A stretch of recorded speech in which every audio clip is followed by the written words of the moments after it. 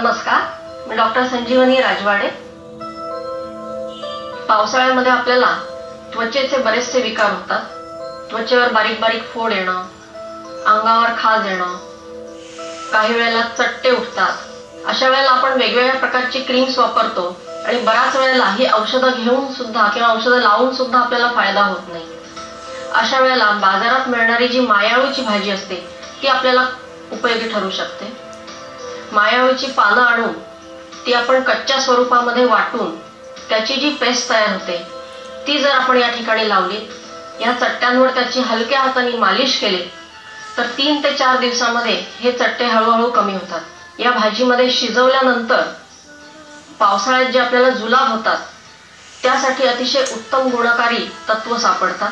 त्यावेळेला आपण हे शिजवलेल्या पानांची पेस्ट 2 चमचे म्हणजे 2 टीस्पून अशी जर पोटातनं घेतली, दिवसातनं 3-4 वेळेला जर आपण ही घेतली तर जुलाब कमी होण्याकरता याचा निश्चित चांगला उपयोग होऊ शकतो।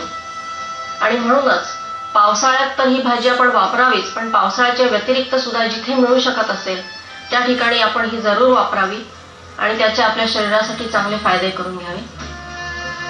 नमस्कार।